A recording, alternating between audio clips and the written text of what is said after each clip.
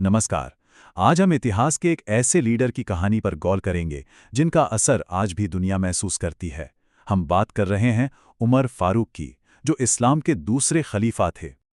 देखिए, उनकी कहानी की शुरुआत ही एक बहुत बड़े सवाल से होती है। आखिर ऐसा क्या हुआ कि इस्लाम का एक सबसे कट्टर दुश्मन उसका सबसे बड़ा हिमायती बन गया? इस कमाल के बदलाव को समझने के लिए हमें थोड़ा सा पीछे चलना होगा, उस दौर के मक्का में, जब उमर इस्लाम के पैगाम से कोसों दूर थे। तो मक्का में जन्मे उमर अपने बेहद सख्त और ताकतवर मिजाज के लिए मशहूर थे।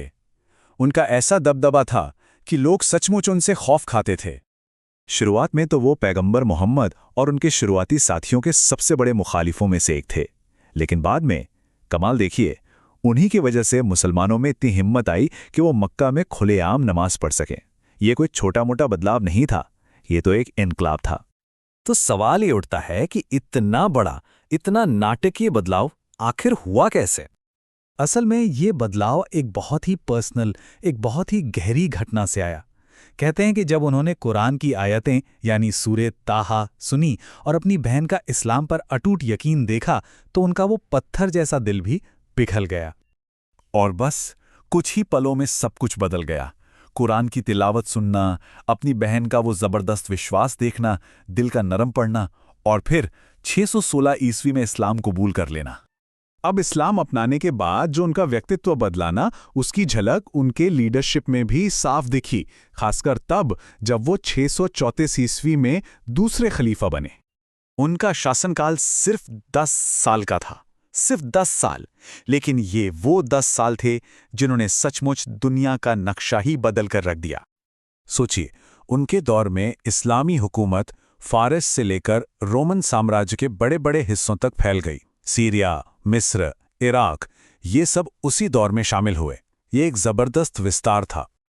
लेकिन बात सिर्फ जमीनें जीतने की नहीं थी। उनका असली कमाल तो उनके शानदार एडमिनिस्ट्रेशन यानी शासन चलाने के तरीके में था। उनके इंसाफ करने की काबिलियत का तो ये आलम था कि उन्हें अल फारूक का लक़ब मिला, जिसका मतलब है सच और झूठ के बीच साफ साफ फर्क करने वाला। वो सिर्फ एक विजेता नहीं, बल्कि एक बहुत बड़े एडमिनिस्ट्रेटर थे। आज जो हम हिजरी कैलेंडर देखते हैं, सरकारी अधिकारियों को तनख्वाह देने का सिस्टम, अलग अलग डिपार्टमेंट्स, टैक्स को एक पूरा निज़ाम, ये सब उनकी ही देन है। ये ऐसे सुधार थे जो सदियों तक कई सल्तनतों की बुनियाद बने।